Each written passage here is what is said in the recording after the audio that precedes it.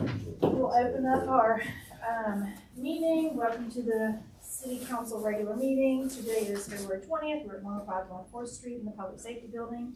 It is 6:04 p.m. and all notices have been properly posted. We do have a quorum, except that we have Dave and Cindy out, but all notices have been properly posted, and we will open up with our invocation, our pledge of allegiance.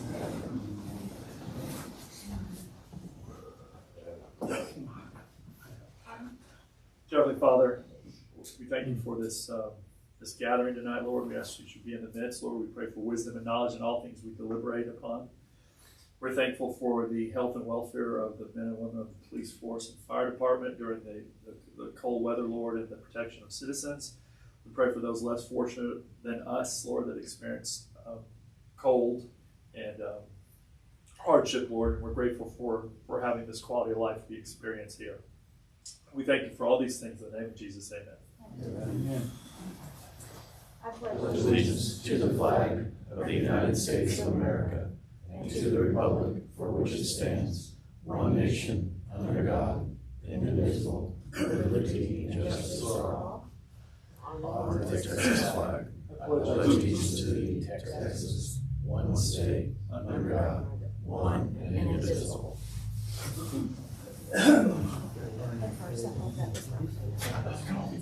I know, I was catching my nose. Yeah. Yeah. Okay, so we started. All right. We'll open up with consent agenda, item number 1. That's to consider approval of minutes from January 16th regular meeting, February 1st workshop, and then the February 6th regular meeting. And for B, consider approval of the Gunter Police Department activity, and then our Gunter financial report for 2025, January. I'll make a motion to approve. All right, we've got a first with Wade, a second with Allen, all in favor? Aye. That's unanimous. Move on to number 2, so we've got Director of Planning and Development report with Eric. Why don't you take over?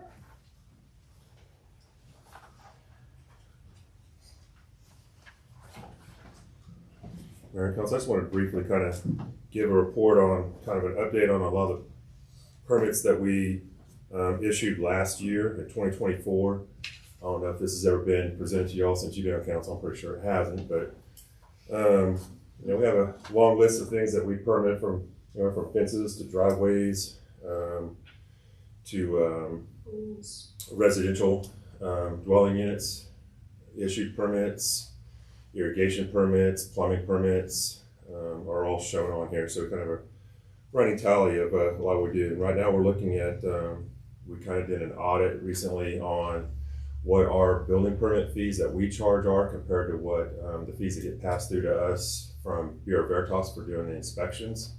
And we have some adjustments that we see we need to make. It wasn't as bad as I thought it might have been when I first looked at it, but the mayor and I looked at it, and we have some that are Bureau Veritas inspections come in charging a little bit more than what we're charging for building permit fees. So we need to true that up. Or, you know, building permits aren't necessary as far as the fees to make a profit, but we need to cover the overhead for staff, you know, for our staff administering those, and then me looking at the permits when they come in, or when Bureau Veritas finishes an inspection, wanting to get a CO, then I have to look at it before I sign the CO and give them an occupancy, you know, to go in there.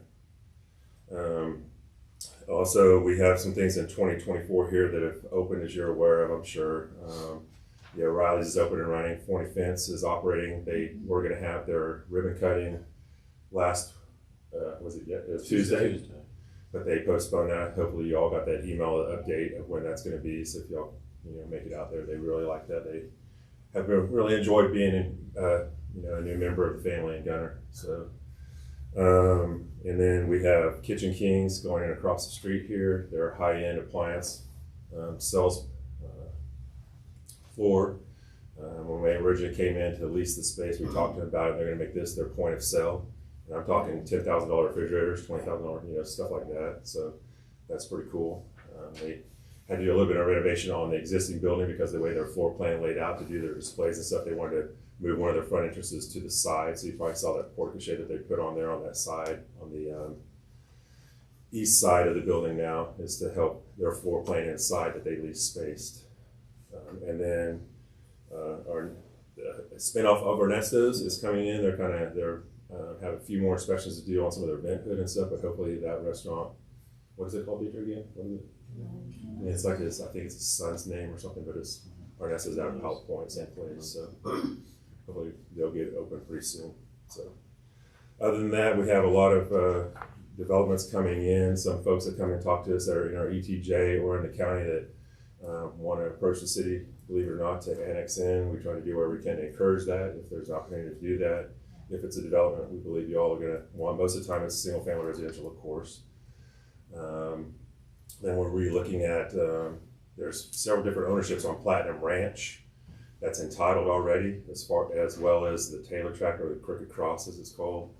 But we're talking to a developer that's has under contract and wanting to kind of re-look at some of that development, and might come back before you for I think we're bringing that some to March. renegotiates in March probably. So the mayor and I have been meeting with them several times, going over the different details of how to redo that plan development, because they're not taking all of it. So some of the plan development will still stay entitled, but then we're looking at the part in order to combine part of the largest part of Platinum Ranch with Crooked Cross because of the significant infrastructure that's going to have to be done, sewer treatment, water, sewer, those types of things. So then we have other folks that come in that we kind of try to spin into the economic development of the EDC realm of it.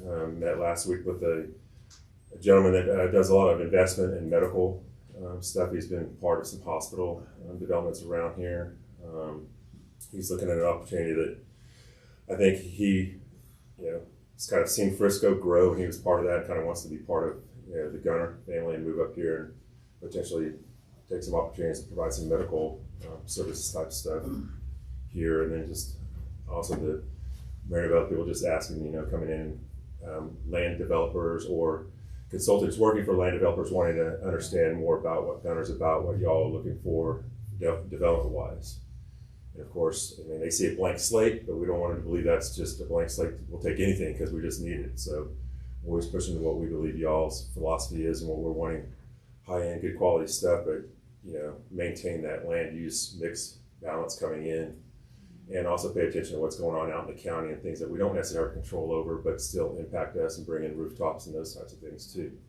So just want to kind of be able to have an opportunity to talk more than I normally do. So. No, that's good. Do you remember offhand, I was looking for emails, I can't remember where we ended up with the permits, we were kind of upside down, so we're bringing that for them to change those fees. But we're going to do it with all of the fees because we're doing a whole fee text Yes. amendment. So I think it wasn't as bad as we thought. I think it was like $500. It's $500 total. Yeah, total. But some of them were coming in $100, $200, Right. $50, $75. Things mostly on amazingly enough, pool permits. We're usually okay on the single family dwellings and stuff, and on our inspections on commercial finish outs.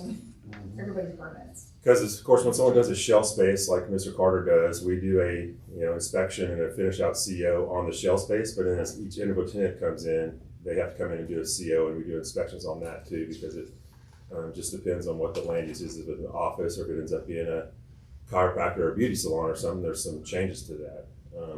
It's been kind of a learning curve for some of our business community on how that works and why we do COs, not just for the shell building, but for finish out too, because the fire department, police, and everybody needs to know. We need to know what's in there. And that's our way of tracking some things, since we don't have the water bills to be able to look at and see when tenants change either. So It also prompts me to update the sales tax list too, because we have no other way of knowing. yeah, that's exactly if right we're getting too. sales tax if we don't have some sort of a trigger to make sure that they're on that list. And most of them right now that are going in, except for Kitchen Kings, are their office space. I'm not sure how the chiropractor and the massage place works sales tax wise, but definitely that's our way of knowing who our business owners. And if you guys, we can put together a list of all the new business owners we have too, if you want to look at it, or if there's any other type of development report that y'all are curious about, just to know, kind of wanted to do it so that if you get asked by citizens, you kind of know what's going on stuff that you don't necessarily see from a land use standpoint that we bring forward to you. I do have a new sales tax list for, that I had Bethany run to match up with the COs to make sure that they're on the list, so I can send that to you guys. I'll do that. send it to you in emails so you got it. Okay. Thank you. All right, so we'll move on to item number 3. That would be Adam, Director of Parks and Public Services report. All right, mess up your computer because you're not. Good evening, Mayor Council. All right, just a couple items to go over really quick. Update y'all on Gunter ISD, the property that's gone back and forth between the council and EDC. The school's attorney did make the determination at the request of the EDC attorney that they can sell directly to the EDC. So it will come back to the EDC and this council at your March 6th meeting to do the documents we pulled at the last meeting. So that should settle that. Just FYI, I've got a layout for that parking lot. It will be 110 spaces. So it's That's substantial. Yes, it is. And I think the business community is excited about it, and so will the park. That's a good thing. That park needs that. Secondly, I met with Lindsay Wright from Grayson County last Thursday. She's the precinct commissioner 3. It was a really good meeting. She is open to talking to the maintenance barn and try to produce identical agreements between precinct 1 and 3. We really need to move forward on that. And like I said, it was a really good meeting. She did stress to me that she would like to know more what's going on in her precinct in the cities. I told her, there was a town hall. Of course, it was canceled on BNSF. She's like, she would like to know that. I even suggested that might be something, the city entertains maybe every couple of weeks, just giving her an update because she's new. And she said she could use every, advantage she could to learn about her communities. So I thought like I said, it was a really pleasant meeting. And then I know Don and Jeannie Anderson aren't here. They would have liked to have heard this. So we had a meeting with Jenny Prazak, our engineer, and Courtney was on it. And Eric will be involved in this. This was sort of first blush to move forward on road impact fees. So just a quick 50,000 foot view. You're looking between $100,000 and $150,000 to do them. I can't give a definite return, but I would say it's greater than a 3-to-1 return. So your investment would be, it'd be at least 3-to-1, probably a little higher. And what that does, a good example would be Gunter 66 is coming in, and it'll have 2 ingress and egresses. One of them is into that neighborhood on 9th Street. So impact fees, this is for example, I don't think it's going to impact Gunter 66 because by the time we have it, I don't think it will, by the way. But for our future developments, those streets are going to bear part of the impact, but it's not part of the development. So that's what the impact fees are used for the roads. Because in that case, we'd probably be looking at Oak Street and 9th Street to redo those streets to handle the additional traffic. They just went to the top of the list. Yeah, they're and I have cost estimates for all the streets in the downtown area. But yeah, Oak Street and 9th Street are right at the top of my list of streets that need to be redone. Oak Street, by the way, is curb and gutter. It's a little different, little unusual, yes. So there is that. And by the way, the $100,000 to $150,000 in talking to the engineering firm Cobb Finley, they would be willing to fund that over a 2-year period, so it wouldn't have to come out of one budgetary year. So that's a plus for us. And then next Thursday, Monday, we'll send the ad to the paper. Next Thursday, the drainage study will be published. So that'll be February 27th. And I can give these dates to council if they need it. A submittal deadline will be March 24th. Selection process will be March 16th to April 18th. If for some reason we shave that down, we can move the award a little earlier, but right now it's set for council award on May 1st. It could be, I believe, at your April 20th meeting if we come up with a firm earlier, but that's the earliest it could be. And then what I've talked with part-time gentlemen that work for me is during this process, there'll be, anytime we have a flooding event now, we're going to go to the various things and take pictures. It'll help the engineers when we bring somebody on. So that is the SOQ, by the way, for the drainage study. So I want to say something real quick, Adam, because a lot of people are asking about drainage. I've actually had a couple of emails and calls why is this taking so long? And you can see right now, it's gonna take even longer because it'll be May before we can get a decision. But the reason that the RFQ's just now going out is because we explained this at our last meeting, but it's because we were applying for that grant. And then Yes. of course we were too per capita, too wealthy for that. We didn't get it, but if we had started and put out this RFQ before, we definitely wouldn't have gotten it. Right. So we had to wait, it was worth it, that grant was huge. Would have been amazing if we could have gotten it. Yeah, because the grant would have coupled with the EDC Yes. monies, it would have actually been, It would have been we would covered. have got a lot more Yeah, bang for our right. buck if we It could would have have been gotten it. amazing, but we didn't get it, so now it was worth waiting because it would have been significant. But now that we were notified, I think two weeks ago, 3 weeks ago, we said at our last meeting that we had to gather this, and at our next one, we would get that out, so. So thank you, I just wanted to update that real quick. You're welcome. And you have a question, you have parks on there too. I know, but I didn't have anything for that. I Okay. probably thought the parking lot was parks, sort of is, but. Okay. Thank you. Okay, awesome. So item number 4 is Mayor Alderman reports. The only thing that I have really is the ongoing, and that's the burn house. We'll come back to that tonight. So do you guys have anything else that we need to, think of anything? We're still working on? Waiting on TCEQ for the monitor. Yep. Working out with Optimum. It's going back and forth because I'm dealing with two guys. One is residential and one is commercial. And I'm trying to get the both of them on the same page, working for the same company to Right. do both. But Yeah. it's been a struggle. So we're working on the getting internet here, and it's not just to City Hall. No. Like has been said on Facebook, we're getting it here to this area. It will come to get to City Hall, but then it will be with the ability to be able to branch out from there. And I do want to explain something really quick. When you have, you build a house on land that's not a development, like a community, a master plan community or any kind of community, that infrastructure is not brought here. When you go look at the bridges, or when they do that, they plan a community, they bring all the utilities, the infrastructure, which would include internet these days.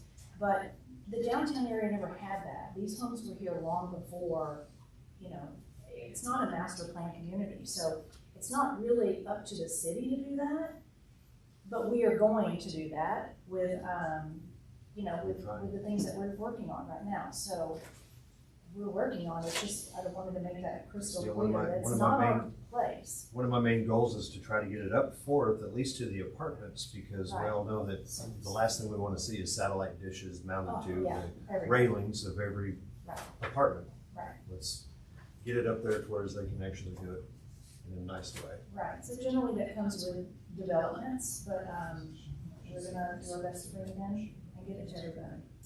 Okay, so anything else you guys can think of? All right, so let's move into our public hearings. So on number 5, this is public comments to hear, public comments on amending our comprehensive zoning ordinance. And Eric's got a presentation. This has to do with accessory building regulations. Accessory dwelling units. Accessory dwelling units. Yeah, Mayor Council, as you'll recall, last month, we brought forward just a general discussion of accessory dwelling units. There's lots of movement around the nation regarding these. There's actually some House bills being considered right now in Austin regarding these, but we have an ordinance that regulates accessory dwelling units, or what is commonly known as ADUs, that come in all different shapes and sizes. But mainly what we look at in what we've had in Gunter is people want to do them on larger single-family lots. And accessory dwelling unit is defined as a dwelling unit that's smaller than the main dwelling unit, and it typically has a kitchen, a bedroom, and a living area. So it functions like a dwelling unit. So we just want to clean up some language, and primarily, and this is the existing code, and then what's added in red is kind of the amendment to the existing code, and we're just asking that it be considered that if the lots can handle it, that they could be, right now it's only allowed in SFE, which is 1 acre minimum lots. There are a lot of lots that we have in the bridges and other places could come in that are SF1 or even SF2 that still have larger lots, because that's just a minimum lot size in a zoning classification. So as long as they can come in, we regulate the actual overall size of the accessory dwelling unit, the fact that it can't be rented out or leased as an Airbnb or a subsidiary to the primary structure. I don't think there'll be any issues with it. Most of the time, We had one I'm going to show an example, but we're looking at this overall for the city, of course, but this is one that came in that wanted to do accessory dwelling unit on a large SF1 lot. As you can see, easily fits on there, isn't going to cause any issues with setbacks, exceeding the maximum lot coverage, and it's much smaller than the primary structure, which has to be in place before you can do accessory dwelling unit anyway. So that's just one example of several that could probably come in.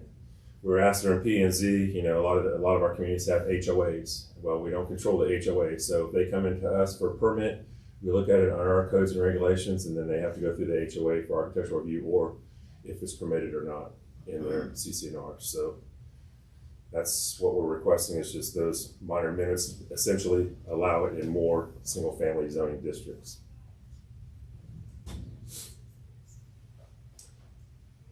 And we talked about all these parameters prior. We did. We The talked, height yeah, and pretty much then how large they could be depending on the size of the primary structure. acreage, like 800 square foot for a half acre, 1,400 square foot for an acre. Well, the primary structure too, And then if it's a the primary 2,500 square foot house, you don't want to have Right. a 2,400 Right. square foot. Yeah, you don't have the same size or bigger because it's going to look like two primary dwelling units. Limited to 25. And we did talk about, renting it out. We are going to have to come back to you sometime soon because we are getting a little bit of chatter out there on short-term rentals, Airbnbs, on what our ordinance requires on, or Airbnbs. We do have an ordinance that regards bed and breakfast, which is defined by someone living on site. But as you know, a lot of Airbnbs and short-term rentals are non-owner occupied. They're just investment properties that someone owns and rents out. So we'll probably soon bring back, and there's several really good ones that have been done over the past 4 or 5 years that we're not going to have to recreate the wheel. We can take one that would fit Gunter pretty well and control those and get hot tax off of it too if we start doing it. Kind of surprised anybody wants to do them because we really don't have that many non-owner occupied homes right now, but it's coming. So the setbacks are in here too, so for the front. Yeah, it has to meet whatever the platted setbacks or the district development setbacks are. They have to meet that with an ADU, just because it's just like it's so. Not accessory dwelling, it's accessory buildings like sheds have to meet setbacks and be outside easements and those things too. When this one in particular first came in, it had the kitchen, I believe, inside the air conditioned area, and we also clarified that. And so, when you come in, you see something that has a bathroom, has a living space, has what looks like a bedroom with a closet. It's not just a full house anymore, it's an ADU. So. So all these parameters that we talked about in the last one are in here. The impact on the sewer could be the problem also. If an aerobic system is already set up for the main dwelling. Well, and then when they come in for the building permit, they have to prove that all that works. Another toilet, and another shower, and they're sitting on an acre of land, and their aerobic system may not be sized correctly for it. And that's looked at because they have to submit a building permit for ADU just like they would a regular single-family dwelling unit, because they have to have structural plans for the foundation, the framing, and everything, so, and the plumbing. Okay, so let me open up the public hearing. I'm gonna open the public hearing at 6:28. Do I have any comments? Is there anybody who wants to speak regarding the ADU? Okay, seeing none, I will close the public hearing at 6:28. We'll move on to number 6. So this is taking action on the ordinance for the ADU that we just explained.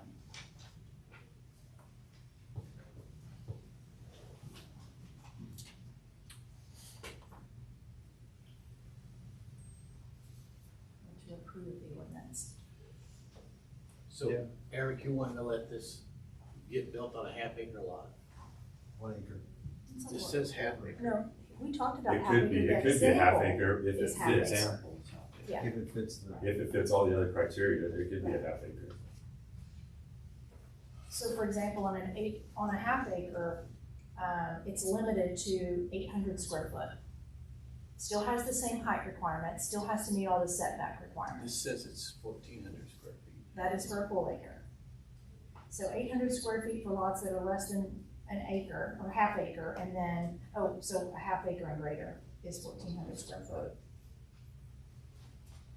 If you're not comfortable with that square footage, you can reduce it down if you want. It doesn't really leave a whole lot of land if you got a 2,400 square foot house and you put a 1,400 square foot. Well, and again, if they exceed the On maximum half an acre. 60% coverage, they can't do it. They would have to look at, I mean, it's a Right, give and take. and they still have to be able to fit it within those Setbacks. setbacks. So you're gonna run out of space and not be able to go very large. And this is different than a barn. This is, A barn would be an accessory unit. yeah. Right. So I mean, I don't know why you There's want already- 1,400 square foot ADU.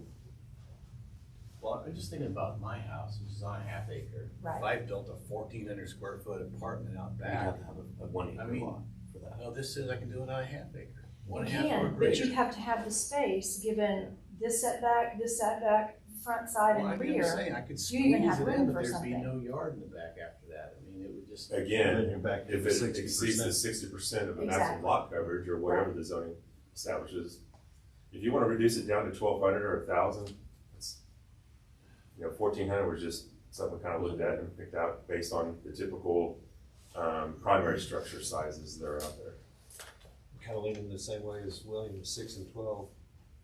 It just seems like a lot of square 6 and 12? footage. I don't know. I mean, 1,200 square foot. I mean, I'm not Not keen that on the much. idea of the thing out there in the backyard anyway. Just doesn't look good. It's a lot of roof. I mean, I'm okay with 800 The for whole half point of acre. having these acre. larger acreage lots So- is so you've got some room, then you start filling them up with buildings and crowding things in, you destroyed the whole point of having the lot sizes. Well, there's already some in the bridges that way. I mean, I have a know. building that's I don't 10 know how or they 12. got it, 'cause I don't think they meet the HOA requirements, so I don't know how they got them, but Well, the whatever. ordinance would supersede that. That's the nice thing about it, the 60% coverage, it at least puts. Well, The we wouldn't 60% supersede coverage is anything in the CCNRs. They just can't supersede us. If someone comes in Right, for they a can't permit, supersede us. they have to meet our, Right. zoning ordinance, and then after that, Well, yeah, they're gonna get the lesser of whatever the because Exactly. we were asking P and Z if we can control the facade material, and I was like, no, we can't anymore, and we couldn't write it into this either. But could the HOA? Yeah, probably so, but we don't look at that part because we can't They regulate. do, and they Okay, do. So what if they wanna do an ADU and then an accessory unit on top of the ADU? So they got a barn and an apartment out there. Goes back to the 60. Already, we only have, don't we limit that to one building? It's one per lot. It's usually. one So per you get a lot. barn or you get an apartment? So you're gonna have to pick one, Oh, because it's 50 already units. limited, yes. Or you do a barnuminium or something, Right. and then that would turn it in.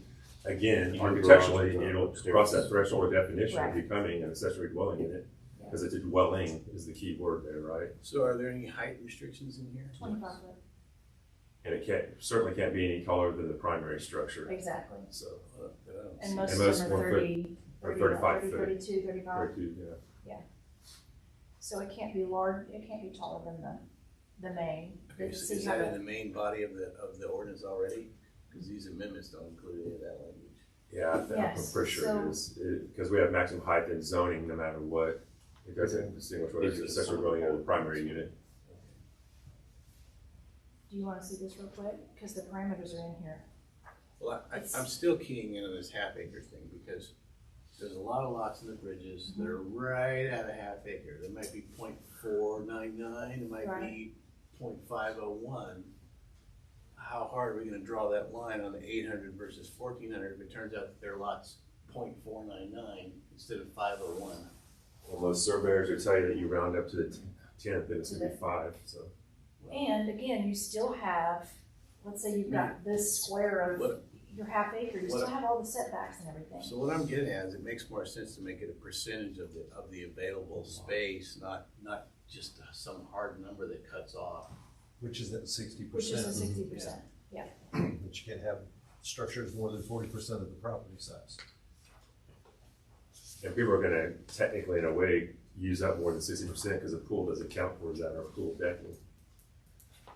So, The pool decking does not count. you know, So you can squeeze in It's a not for pool pool. and an ADU? well, they're gonna put a pool in an ADU, I mean, that's why they're doing the ADU, is kind of pool On house the slash. example property, but they Back have patio space covers. for it. Back patio covers can extend out as far as your rear yard setbacks if you wanted to. Because it's not air conditioned space, so it doesn't go towards the maximum square footage. Well, there is no maximum square footage in SF1, but. That way you've got it in. But the 1,400 makes you feel uncomfortable based on being 1 acre or something like that. You can lower it down, or you can just say maximum area, no matter where it is 800. But then we're gonna have people coming in asking for a variance to get 1,000 just because for some reason they want 300 foot more or something. Well, you could do above 800 by SUV. Yeah, I would rather not do that though. I would just So give us the ratios. You got several different criteria that we would have to meet to be able to do. And not all ADUs are self-standing. Sometimes ADUs could be, above the garage or something like that too. And so that extends the square footage under roof in the dwelling unit. It's still under the height requirement. Right. You're still Is limited under the height. So a Just one foot guide on. 3,600 square foot home would qualify Barn for or a ADU. 1,400 square foot ADU. Can we maybe change the verbiage of circumference of it, like the actual, gosh, I don't even know why I'm blanking right now. What are you trying to say with? I don't know. Well, using some geometric terms or what do we? No, the foundation, The footprint? yeah, the footprint of it, like. Well, the footprint is 1,400 square feet. That's how you would calculate the square footage of something. Well, I mean, if I did an 800 square foot slab, there you go. That's the simple word I was looking for. Slab. And I did two 800 square foot things kept underneath the 25 foot minimum. 800, 800, 1,600, which is over 1,400, so you couldn't get. Right, couldn't Yeah, be. 2-story be 1,600 square feet tall. Yeah, but it's only an 800 square foot thumbprint. But it's air But you still conditioned can't. space is what it talks about too. Yeah. So if it's And it'd be HVAC. hard because you can't go over 25 foot tall. Yeah. So. Okay, I just want to make sure So that that's you do also an out there 800 square too. foot garage and then an apartment above that's air conditioned. Yeah, that's what I'm saying. I want to make sure that You like could, but that's that would be, it'd still be tough because instead of a 1,200 square foot. ceilings and all, I mean, you're hitting 30 foot, just a 2-story house in general, 30 to 35 foot. So you'd have to cut another 5 foot off of that. It'd be a really little bitty bunk up top if you went 2 stories. Yeah, I felt just under, like my place, I felt just under the 25. It is 25. It is, and so imagine that being 2 floors instead of 1. Which it is. It It's is. doable, yeah. It doesn't seem weird either, so. No, It okay. just depends on how high. I guess you could do pitch. it. So maybe just, that'd be what, like Look, 1,200 there's one in the square bridges foot. right now that, I don't know how we permitted it, but we did. Back over a year ago, so. I mean, I agree with William, the hangup is really the half acre, there's really not that much land to a half acre. Yes. You put 2 buildings on it, then you put a swimming pool and the deck that doesn't count. Well, on my property Your right lawnmower here, is actually a weed eater. Mhm. on mine with that 60% parameter on a half acre, I could put in a 14 and 40. Now, I couldn't do the 40, so I'd have to cut it down because that's the max, but I could do it a 1,400 on my property right now. But Given then those how would, calculations. how would it look? Yeah, where would you? Not to Right. you, but to your neighbors behind you when they come in. That's, I mean, it's 70 foot by 20-ish maybe, 70. How do some of those Hold on. playgrounds and pool slides and things look to neighbors? I don't know. Some people don't like it. Yeah, 70 times 20 is 1,400 foot, so, I mean, 70, I don't even have that much, well, I have that much width between my home and the wall to the next one is about 70 foot. That's a lot. I agree, that's kind of big. That's what I'm That thinking, seems huge. that's what I'm thinking on the half acre, so. I mean, I could do it, but it would, my pool would have to go, so it would take up a lot of your backyard. Well, just imagine people that are moving in that don't have a pool yet, and then they do something, and Oh, yeah. they make a smaller Yeah, pool. It's it's pretty just, large. So, What's your thoughts, Willie?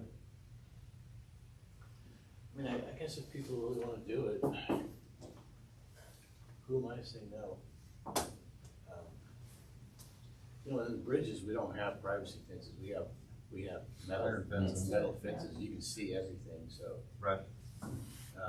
Are we able to control the architectural design of the buildings? Nope. So then I would say, no, we don't do them, if we can't control, because they need to that'd match be the just- house. that'd be Yeah. a Your big CCRs will take care of your that. CCRs do, and Yeah. ours, you have to have, it's either 70 or 80% masonry. yeah, even in the So- woods, we have to have it Don't they match have to the match the aesthetics of the house? house. It has to match the house too, like my building has to match the house, Yeah. just a building.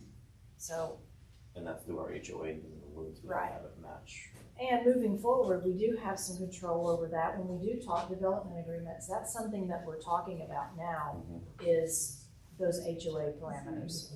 And we're gonna be putting some of that into place too. So we can protect communities moving forward for a lot of different reasons, not just this, but a lot of other things too.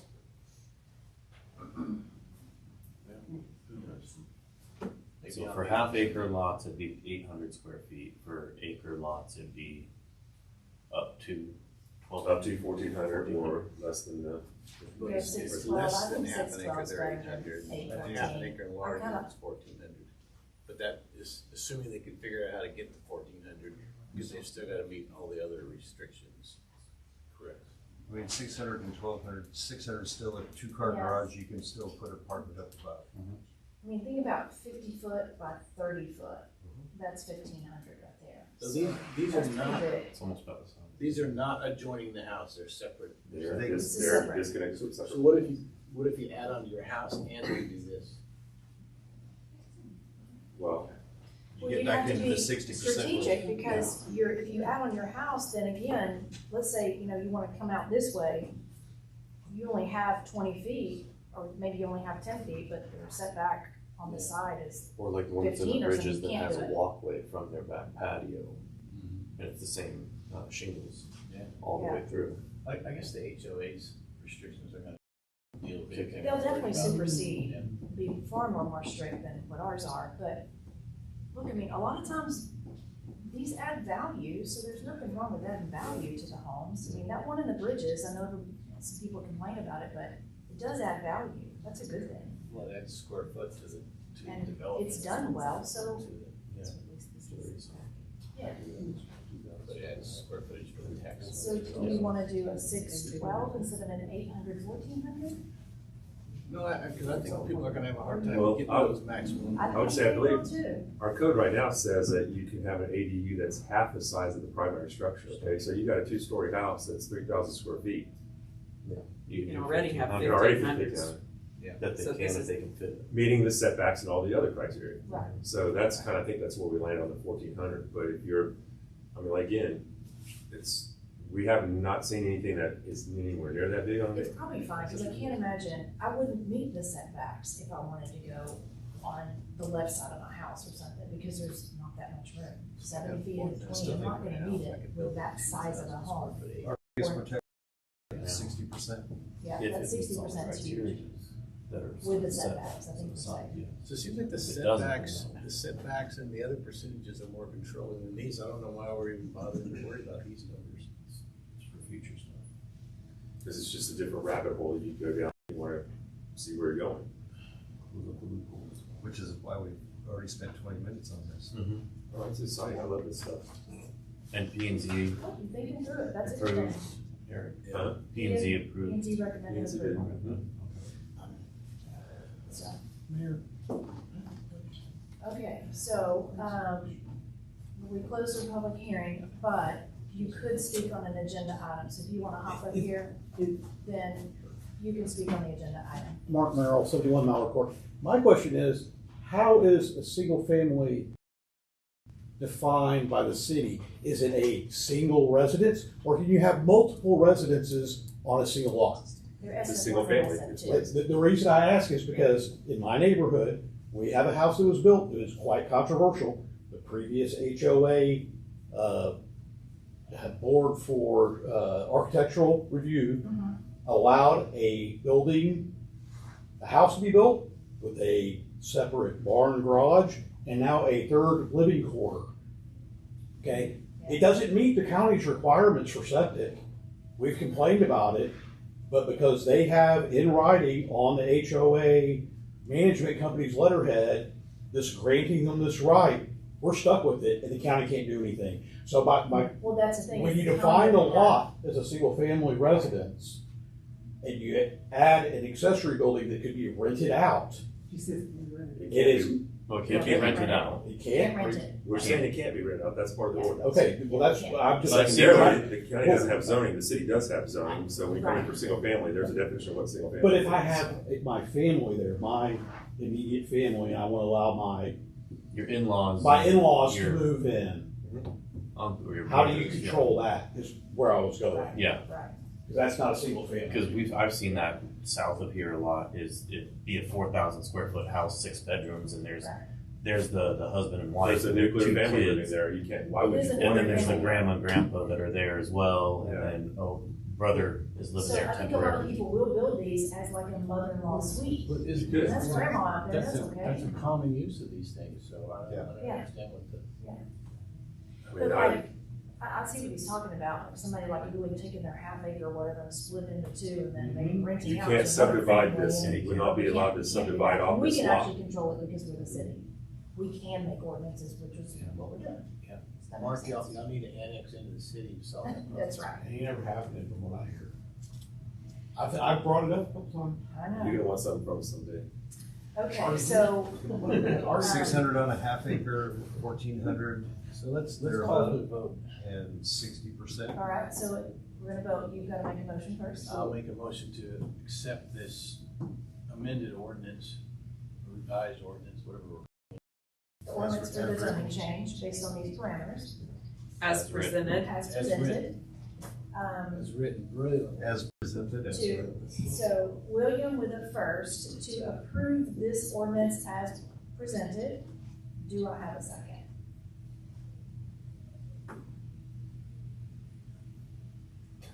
Are we in standoff? It's not where You're it's thinking expected. 600 also? Okay, so William's, motion does not have a second. Do I have another motion? Oh, except we need I'll make a discussion. motion to approve it if we change the numbers out.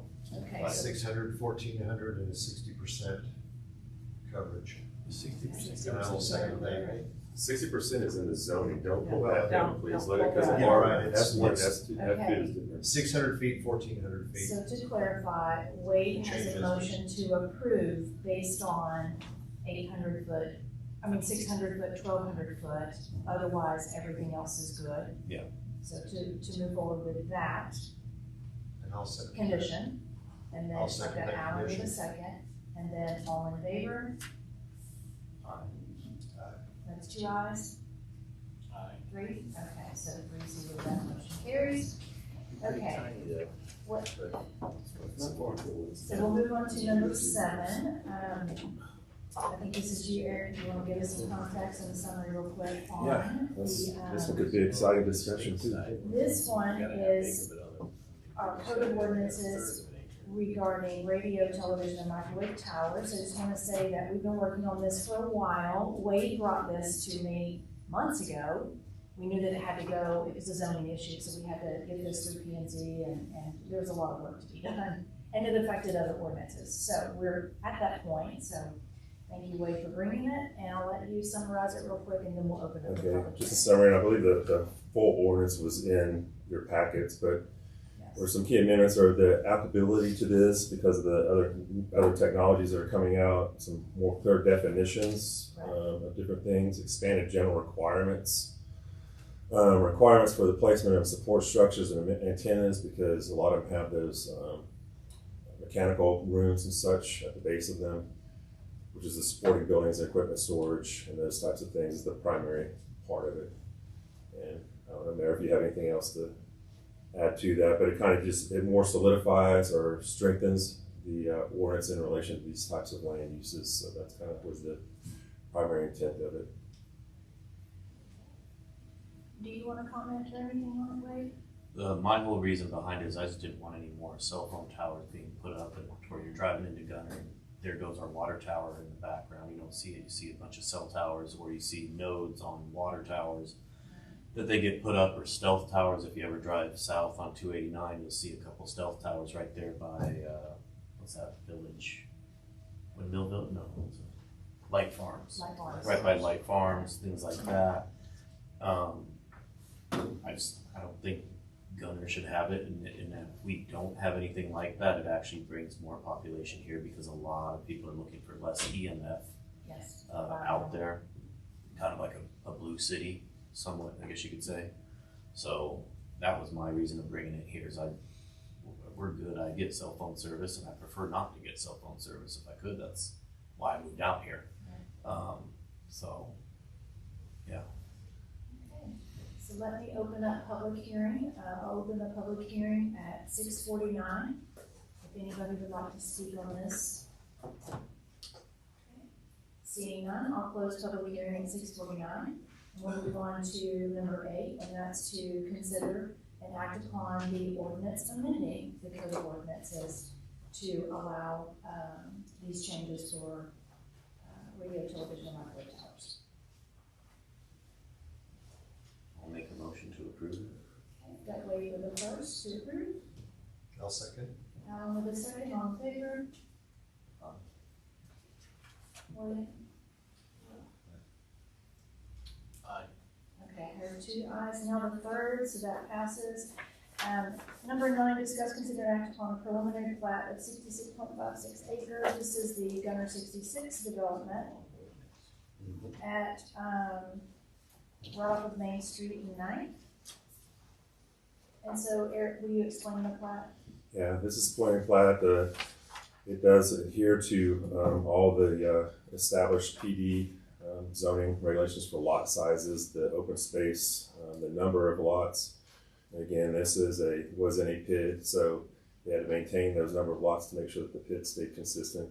There's the overall plat, the commercial tracks in the bottom there, and then the rest of the lot layout and connectivity. These are just blow-ups of each section because it is such a bigger parcel, so kind of a grid. But it's consistent with as I said, the development agreement and the plan development.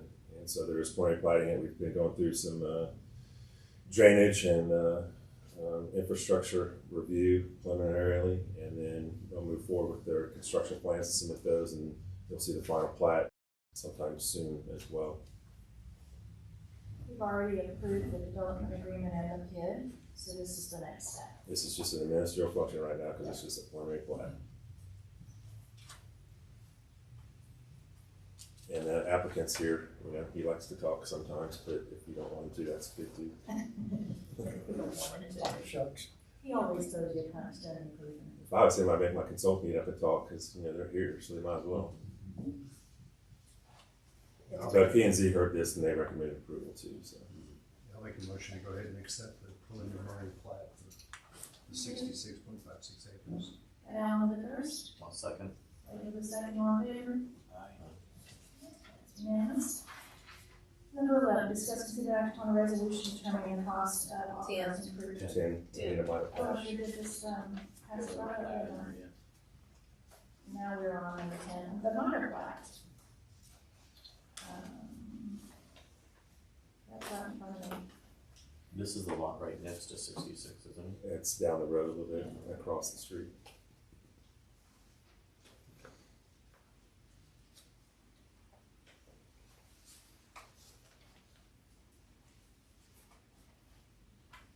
You want me to read it in there? Okay. This is a minor plat for the Watson on 121 edition, lots 1, 2, and 3. It's located in the Thomas Duggan Survey, abstract number 1437. It is a minor plat because it's below 4 lots. It's kind of depicted there in the red outline to the right center. There's an existing dwelling unit, residential unit on part of it right now. This is the overall plat exhibit. Yeah, I thought I had a blow up of it, but I don't. Most of this is in the Gunter ETJ. There is a portion of it along the frontage. You can kind of see a line going up and down to the left of the exhibit. That's within the city limits. So a portion of it's in city limits along 121, part of it isn't.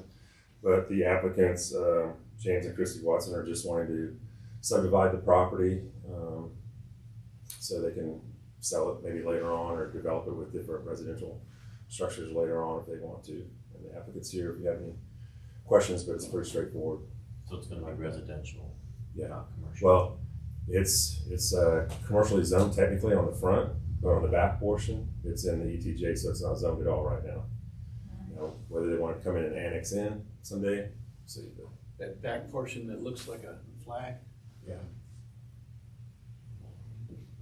So I know I've mentioned this before, but I would like for us to bring,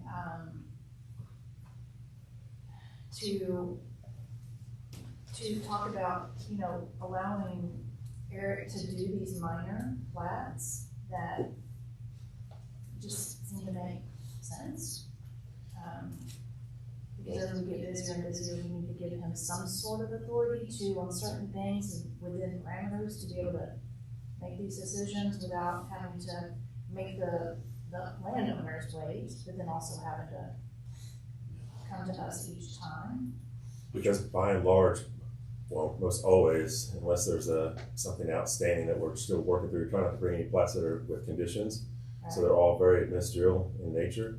And state law now allows cities to adopt ordinances that you can take all plats through Right. staff level approval. Now, we still want to bring preliminary plats to city council Sure, because they yeah. kind of establish investing. But as far as minor plats especially, Yeah. now there are some, I think, Courtney, we would still have to be residentially zoned replats or revised plats over a certain number of lots would still have to come for a public hearing. Right, So- but I'm just gonna point out this is not on the agenda, so we Okay. need to focus on just dealing with this. So the minor plats is Minor just plat. ministerial. P&Z heard it, they recommended approval as well, so. Thanks for it. Where's the primary residence right now on this plot? Like, is it on the middle? It's on the mid, it's on the Okay. center. Yeah, it's plat two. Okay. It's lot 2. Is that And so right? the back half that's in ETJ, that is still wanting to be residential? So basically, You wanna come? Yeah, go Try ahead. to get your, so don't want the attorney to get on you for I that. go by Blake, but I'm James Watson, not related to the other James Watson. So yeah, our plan there is to keep the big piece together as an 11. So it'll be a 10+1 if somebody wants to build a house and have an agricultural exemption, which it's currently in.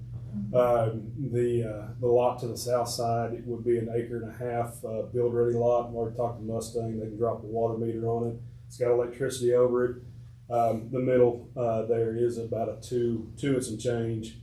And it's got the primary residence on it with a small shop behind it, and then it's got a small barn too. My wife utilized it as a chicken coop. But basically, I don't really want to develop it any further than 3 residential units. When we still lived up here, we've moved. That's why we're kind of splitting things. I want to keep the big piece for a while and then sell the other 2. But I thought about commercial at one point. 'Cause I'm a veterinarian. I thought about putting a vet clinic on the south side of the house there. But at this point, we're just trying to get 3 residential spaces, basically, with somebody that wants a little bit of land and then somebody that wants an ag exemption eventually. I like that. Yeah. And you guys plan to live there? Do what now? You plan to live there? We have lived there for the last Yeah. 6 years. We've moved. Family took us a different direction. So no, we're not here anymore. But I'm just trying to keep some land is what I'm doing. Sure. Yeah. Sure. You'll still come take care of your animals though if you want to. Thank you. I'll make a motion to approve if we're there yet. Yep, we are. I'll second. All right, so waiting for the first. The second one there. Aye. Okay, and it passes unanimous, 3-0. Now we're on number 11. Discuss, consider, and act on a resolution determining the cost of authorized improvements for bridges to a PID. Now, this PID's already obviously been approved and it exists. So this is coming to you guys because it's the very first time that it's come. It's time to actually issue bonds. So I'll allow Jamie. Mayor, can you read that entire number 11, just to hit that technicality of calling the assessment hearing? So, discuss, consider, and act upon a resolution determining the cost of authorized improvements and calling assessment hearing for the bridges to a public improvement district for March 20th, 2025. Good evening, Mayor and Council. I am Jamie Schulte with P3 Works, the city's PID administrator. As the mayor mentioned, we created this back in 2023. Since then, it's kind of been acting as a shell. Now the developer is ready to move forward with this. So the agenda item in front of you tonight is just a resolution to call the public hearing for March 20th. We're not approving any sort of documentation tonight or doing anything like that. What you see attached to that resolution is called a preliminary service and assessment plan. This gives you a preview of what's actually going to be considered for approval on March 20th. So at that March 20th meeting, anyone can come and speak for or against the levy of these assessments. And then following that, the council will consider an ordinance approving that service and assessment plan, which allows us to move forward with the bonds, which I'll hand it over to Jason to talk about the bonds a little bit.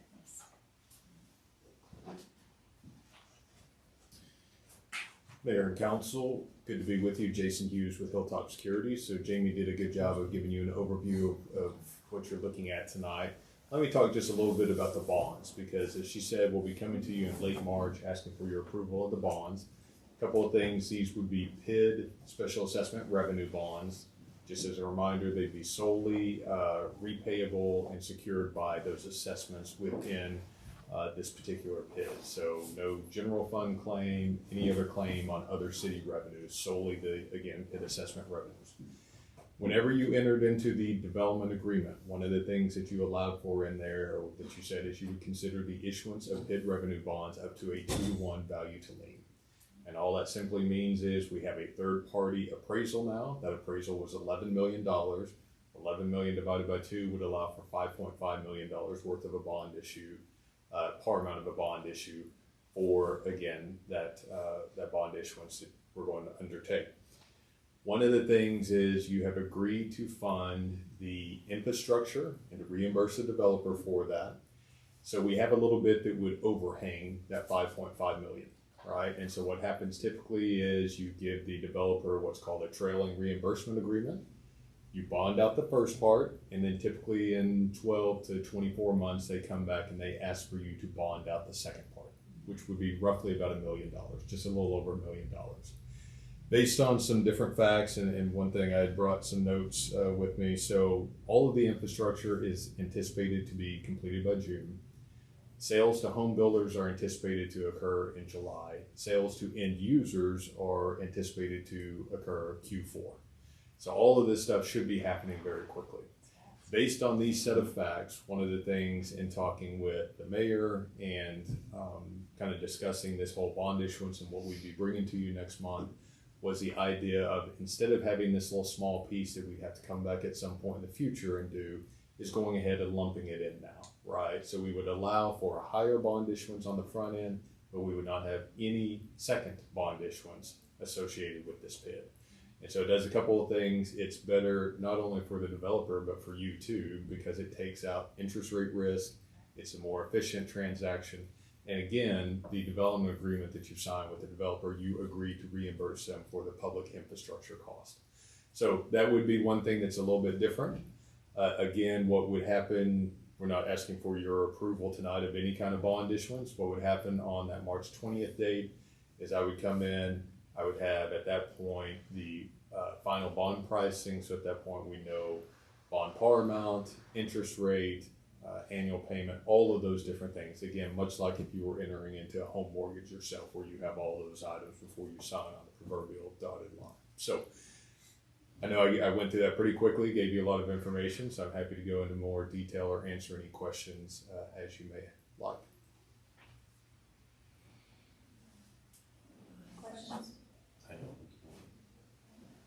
All we're calling for is a hearing. Yeah. I'll make a motion to approve. Okay, so William will first call for the hearing. I'll second. Alan will the second, and then all in favor. That's unanimous. So thank you, Jason. Thank you. And Jamie. Let's move to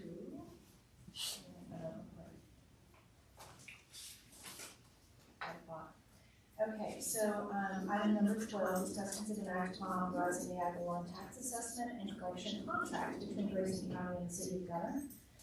It did increase just a little bit. I want to say it was $1.10 per parcel, but we certainly don't want to collect our taxes on our own. I think letting them do that is a good idea. Let me see.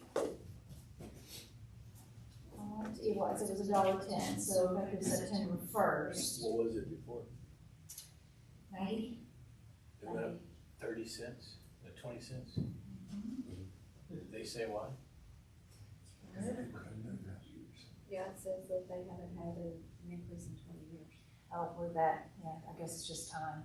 Oh, yes, now I remember. Okay.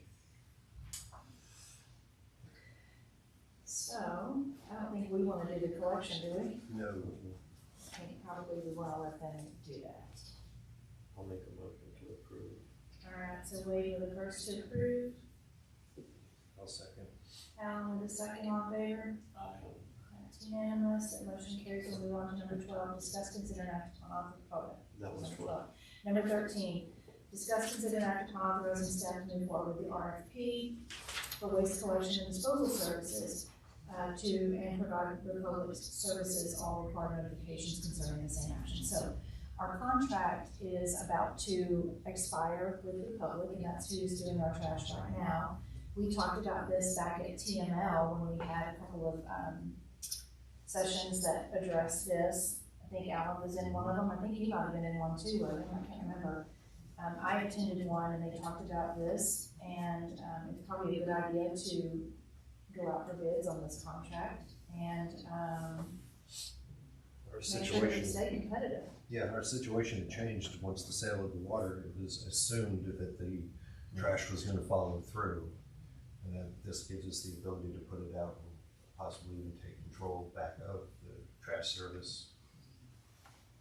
And Republic may end up coming in with Can I speak on a Yes. great bid, so, yes, absolutely, just right up here to the podium. Mayor and Council, I'm Cheryl Brock with Republic Well, nice to Services. meet you, Cheryl. I just want to say, I think there was some confusion that they thought the Mustang contract went along with Republic's contract, Yeah. and it doesn't. So, No. but I would like to thank y'all for allowing us the opportunity to service y'all for the past 5 years. And should you put this out to bid, we certainly do want to participate. And I just wanted to come up and say that. So Yeah, thank you thank for you. the I opportunity. I haven't seen you before, so we're meeting next week. Yes, Yes. absolutely. Thank you. Thank you, Cheryl. I don't know what we're paying right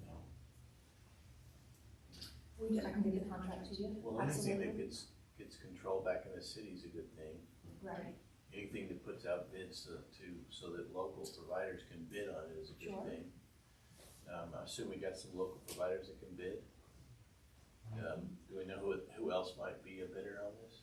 We got any potential people? Are we gonna put the RFQ out? in town. Alfred, I'm not sure if Moore is still servicing up here. There are some out of Whitewright. So we wanna make sure everybody out there knows And that. if we put that RFQ out, we're gonna make sure we specify that recycling is blue. Sorry, green. Just It is a little bit no, weird. recycling is blue and everywhere in the here. I know, my piano's green. It's like, It's I hard know. to remember. So That's whoever a lot. wins the contract. green makes more logical sense, it's recycling, it's That's green. some serious first world problem right You've there. messed up enough that Oh, in yes, first world white problem. Are you okay with the marker blue on lid top of the on a green green? tells Green us can, this yeah, is let's recyclable. compromise here. Do you like the 6-inch or the 8-inch wheels? We want to get it right. Right. Do you need it to Bigger say wheels are better. recycle? Do you need all-terrain Unfortunately, tread, or do you all of want, this you is know, on a topic. great, you know, rainwater? We're talking about trash. We're talking about trash. I know. I can't even She's tell so you. proud I of know you us. can't even shut us up, can you? Do we want a bulldozer on the front? Yeah, that'd be great. With a little, I want one that's An ADA accessible. excavator-ish? I do want to explain though that the contract is still with us for trash. So we are Yes, still it's- doing this. it's The the- difference is that Mustang is billing on our behalf, so. Yeah. Still our will they contract. still be Still they're billing taking for us, or will we take over the billing? We have the setup to do it for Deidre, we don't. Oh, Y'all are wanting to do this, you have to get with us, we got to, okay, You gotta get with it. we gotta Yeah. make some Yeah, changes. because if we send the bill out, that's an opportunity to also send out notices to the entire city every month. And It's when nice, we lost yeah. our water bill, we lost the ability to do that. We have no Right. convenient way to communicate with the town. right. But anybody who's Now- clearing the Sure. lot, anybody who's clearing the lot that wants to use the dumpster is gonna give us the heads up more than, equal to what a meter would be. Right. I will say that Republic Services also does billing. And that's just been on how any city wants it done, whether the city does the billing or we do the billing, that's just something that's negotiated, so. I believe, did the city not bill at one time and then switched over to Mustang Water? No, we did No, do we all the did. building. The Did you billing. do all the billing? We call it switching Yes. over. but- So now, when Mustang has the water now, they bill for water, what's They happening bill. is you guys are billing us, I'm paying for it, and then we're being reimbursed. But I don't know what they're doing in between us and them to The customer. the customer, right, right. So part of your RFP probably needs to be a billing system. For billing too, yeah. Which can be handled by most. So you And have, that could save us some money. Yeah. Because I mean, we've got the capabilities within FundView, but it's Because just we were gonna doing cost it us with $5,000 to get that in there, and then all the supplies to Right. get. so She could let's probably do that. Well, yeah, if the service So have it provider in can our bill bill. at the same Yeah. time, just as long as they can include messages from us in the bill. Right. That's the big thing. We lost that ability when We we did. lost our water. Yeah. We call it switching over, call it lost. Okay, no, thank you for telling us that, Cheryl, because that's important. So we approve the RFP, we need to make sure that it's not just for the services, but also for billing as well. I'll make the motion to go ahead and move forward with the RFP on the waste. I'll second that. So Conlon with the first, William with the second, all in favor? Aye. Alright. Move on to number 14, discuss, consider, and act on the next steps to authorize city for demolition at 1145 Stone Ridge Pass. So this is the burnt house in the bridges, and gosh, it's been, I think it's a year now. And so I know that I get questions on a weekly basis from citizens, and I'm with them. I live there, William has to pass it every day too, so we want this clear. Can I make a motion to approve it right now so we can keep going? I have, Can I give you a little information first? yeah, Yes, let's go there, 'cause we do That's have what I a was thinking. process, and I think it's important for people, we're as anxious as everybody else is for them to understand this process, because we keep giving these deadlines, and then there's a next step, we have to follow the law. Right. So you'll explain where we are, Courtney. Right, so we sent out the notice of violation that says you've got a structure out here that you've got to take care of. And they had 30 days, I believe, that deadline ended today. Okay, so obviously it's not gonna be torn down by midnight tonight, so they're in default tomorrow. Yes. Tomorrow we send out, or very soon thereafter, a letter that says, we went out and inspected, you have not complied, now we're setting you for a hearing before the city council, sitting as the Building Standards Commission. I can't remember how your code of ordinances words it. Either way, it's this body. Yes. And so we bring them for a hearing. Now we have to send notice to the mortgage, lien holder, all of those two. So it's not like we can set it within 7 days. 30 is probably best so that we can get all the notices out that need to go out. And so at your council meeting at the end of March, we will be ready to set it for a hearing. It is possible, if the owner agrees or tells us they would like to enter into an agreement with the city, where the city goes ahead and tears down the structure and places a lien on the property. And when the property is sold, we're reimbursed for the cost of tearing it down. In that case, we wouldn't have to have a hearing. They're agreeing it's a dangerous structure, and we're going to go ahead and take it down and put a lien on the building. If the owner would like to do that, we can have an agreement to the owner shortly. But one of two things will happen next. We either have an agreement or we have a hearing. Probably can't get it done for your next council meeting. Well, I don't know. We'll see how long it takes. But we can start the process. We are Getting that starting the thing process done. to notify you you didn't comply. So now we're moving to the hearing stage. Still motion to approve it. Okay. And I don't even. Okay, so the motion is to direct staff We to Move forward. don't even need action on Yeah. this because Okay. that is just, that's what That's your the- code of ordinance is called. This is mainly just an update for you guys. So we don't need to take action on allowing staff to communicate with the owner to see if they'll enter into that agreement? Yes, you can do I'd that. like to do that Sure, because absolutely. just on my limited amount of knowledge between email and conversations, I don't think moving forward to whatever it is through the court systems or for whatever it is that we have to do next, it's gonna take more time, it's gonna end up costing us in anyway, whichever direction we go, but it's gonna delay, and it's so much more time. I don't think that the owner has the funds to go and do this, and we're gonna end up there anyway. So I think if we offer to, hey, we're gonna go, you know, if we can agree to do this, what I was asking Courtney earlier, if we can agree to go do it, we pay for it up front, we get it cleared, we have that mutual agreement that we're gonna put a lien on the property, and the owner's okay with that, I just think that that saves everybody. Well, and you're right, Mayor, you could, the council could at this point authorize the staff to make that offer and for you to sign the agreement if the owner agrees, and then we don't have to bring this back to council again. Exactly, I think That's that what would be the best Yeah. to move forward. Have to do it anyway. Well, we need to move forward because it's a health and safety risk. That's right, that's The right. owner clearly Just- hasn't been involved. No. And it There's just no looks point waiting. If he shows up, we I- can deal yeah. with him when he shows up. It's But open. we shouldn't plan on him Yeah. showing up. Let's just move on. Right. So let's authorize staff to Staff take to whatever speak. steps they need to get this thing send a moving. message to the homeowner. So we're gonna be putting the money up To enter front an on an agreement? open loan. So just so that our record's clear, Right. the motion would be authorizing staff to send an offer for the city to demolish the Demolish it. structure Right. and place a lien on the property and authorize the mayor to To enter into an agreement that effectuates that purpose. Yes.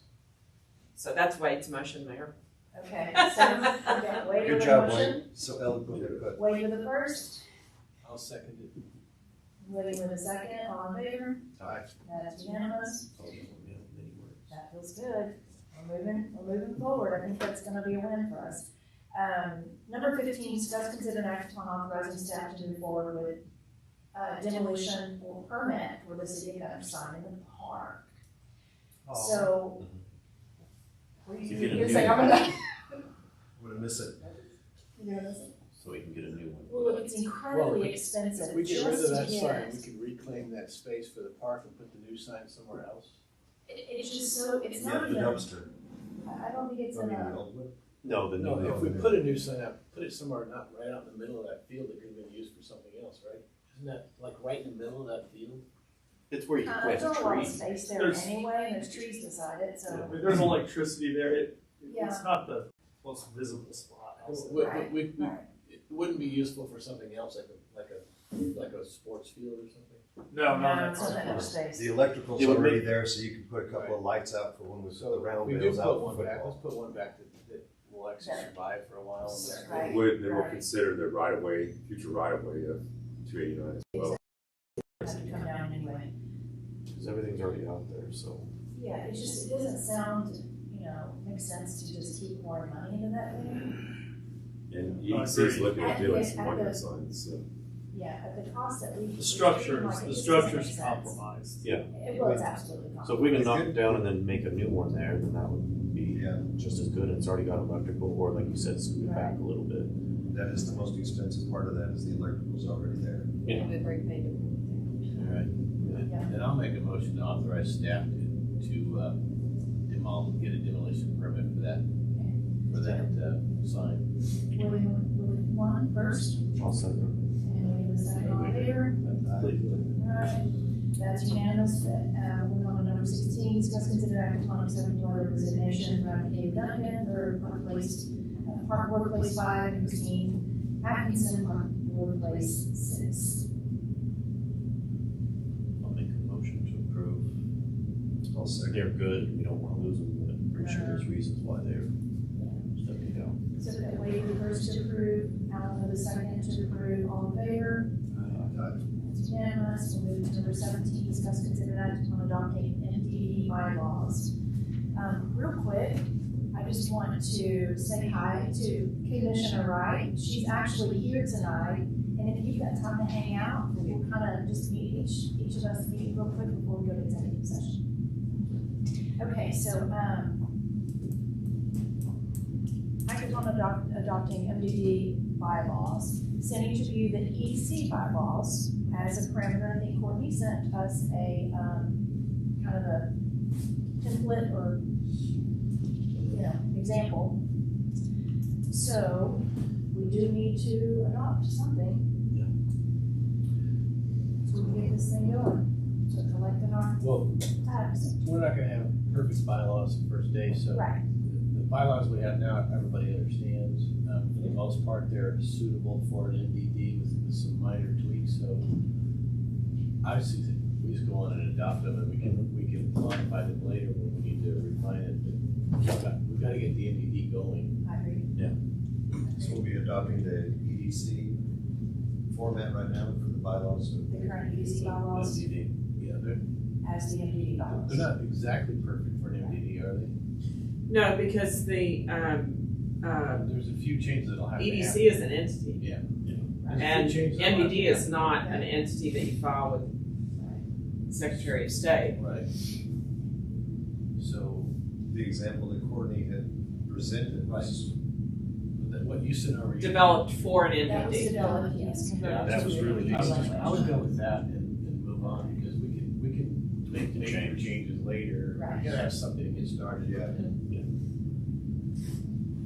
Otherwise, we'll be paralysis through analysis, and we'll never get anything done. Absolutely. So we make a motion. I'll make a motion to approve as presented. Okay, so we'll go with the first, I'll second. the second on there. Aye. Motion carries. We're on number 18, discuss, consider act on appointing MDD board of directors. Obviously, we're keeping, those bylaws as set and converted to the MDD board of 7. We can carry on over the existing members, except for Monessa, because she's in the county and not If she's not allowed to because of the MDD Right. bylaws, then yes, I mean, Right. there's nothing we can do about that, but yeah. right. And we talked about that. Statutes, not bylaws. Or, yeah. It's statute, yeah, statute requires, directors to be in the city or the ETJ. Or they could be staff, which she's not, or they could be an officer, which she's not, so she's eliminated by those, so. But she knew that coming in, and we had a good run for a few months, so. Motion agreed. I'll make a motion to approve, to move the EDC members over to the MDD. Current members, except for Vanessa, over to the MDD. I'll second that. Waiting the first down for the second, all in favor? Aye. So that means we'll have 2 places that we need to fill now, 2 directors. So, Yes, Nat's is still empty, and then now Vanessa's will be empty. And thank you to Vanessa, if she's listening to our recording, for her service, because Absolutely. I know it was Yeah. short, but we appreciate her. Okay, and then, number 19, discuss regarding the downtown area, allowing on-street parking and asphalt paving material. So Eric, you yeah, I can just, explain what this is. I wanted this to come to you guys because it keeps kind of coming up and resurfacing, and I was like, rather than just like one particular development needing it, let's just talk about it in general, so we get a feel for what you guys want. It to be, offer some flexibility, given that we've got a lot of different things going on. So go ahead and explain okay, what we're. well, so we are working with a developer right now, doing a concept site plan in the downtown area, just south of us right now. But we want to look at this in a more global picture, or as, and I'm sorry I didn't have the exhibits on here, but I think you're all familiar with the downtown master plan that was done a couple of years ago. And so that's the, either portions of that area or all that area, but mainly we're focusing on just the downtown, area, as we call it. We have lots of folks asking, we have asphalt streets throughout downtown right now. We have right of way where there aren't any streets that they might extend someday that may or may not be asphalt, but, and then we have adaptive reuse of certain structures that were originally residential and now are being used as commercial. That would technically require, if they added parking, to go and do that in concrete, because that's what our ordinance requires all throughout the city right now is concrete paving, either for parking and site circulation or for the streets. So we have a lot of people ask, the school district at one time wanted to extend their parking lot. They didn't want to do concrete, so they weren't allowed to do it. It's existing asphalt. If you have existing asphalt, you can resurface that, but you can't expand that surfacing area with asphalt. And there's another person that you're going to see at ZBA next month, because he kind of took what was a kind of non-conforming gravel, grass parking and kind of did some asphaltic kind of changes to it. Right. As opposed to just constructing the concrete parking lot that we talked about. So he's going to have to come in and ask for a variance for that. gonna let it ride, that it's out there because it's not an approved surface. But if something changed before he adds the parking lot or something, he might be able to do asphalt as opposed to concrete. Right now, there's debate, a few bids from someone that's working on Walnut 4th Street to extend Walnut. He wants to talk to EDC, or now NDD, about participating in that cost to help with economic development, but whether or not that would be concrete or asphalt. Right now, he's just got concrete cost estimates. We have a developer that's going to be doing some more duplexes in the zoning that's up on 7th and College. That's not in the downtown area, but he's got bids for concrete. So I'm just mentioning it because the argument at one time was asphalt's more cost effective or less expensive than concrete. I don't always know that that's true because I haven't seen a whole lot of recent bids to know that. But aesthetically, there's a reason why a lot of municipalities switch to just concrete. You can get the grades set more accurately, end up with less bird baths and things like that. But in the downtown area, some people feel like the character of the downtown fits okay with asphalt.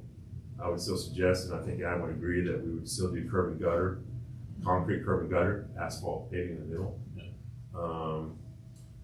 We haven't really looked at any other downtowns. Some think that Salina's downtown, it allows asphalt. I've talked to their public works person. They actually done some of their new areas. They have done concrete. Their actual town squares, brick pavers, as you know. We're probably not going to do brick pavers, but beyond that, we also think, the downtown master plan, because of the street typology, the cross sections of the streets, and the way you want the downtown, and to scoop the buildings up and create that active space between the buildings and the street and the sidewalks, that you would allow on-street parking. We have a lot of small lots that are being consolidated, but they're still kind of smaller chunks as the blocks have been laid out already. So you want to be able to utilize some of that on-street parking to go towards your parking requirements for whatever type of land use you're going to do. But a lot of downtown area zoning allows for much more flexibility in the parking standards. Generally, if they're going to be doing office, retail, something, you don't really know for sure what they're going to do. So we look at it as required 1 to 300, one parking space for every 300 square feet. That's not necessarily always enough for a restaurant, but it's enough for some retail or lighter commercial type land uses. So it's kind of like parking standards, I think, get a little bit too restrictive sometimes, and you need to be a little more flexible on it. But especially in the downtown area, allowing someone to really create the space on their land, their property, as opposed to taking it up so much with just parking. We can get more square footage, more ad valorem taxes, obviously, because you're going to have more square footage of retail restaurant square footage that you're taxing as opposed to a parking lot. And allow on-street parking creates that sense of place and things like that. So in this concept site plan that we're doing, they're showing on-street parking. I told them we needed to talk to them, kind of see if we could get guidance to. I don't know that we can necessarily do that as part of the plan development because the parking spaces are in public right of way. So there's going to have to be some kind of agreements in place between the property owners that are adjacent to that parking and it's still being public. Now they'll still have the full right of way widths for traffic circulation, 24-foot drives. Even with head-in parking, they still have to eventually make it work to be functional correctly. You can't just try to squeeze in the parking places and end up being 2-foot narrow on the drive aisles because we're creating this right now. We're not Salina where you're kind of adding the parking and you're pinched down, but that's just the way the buildings are already there. So you're kind of working around your dimensional controls on that. But we just wanted to get a feel if we could, write an ordinance.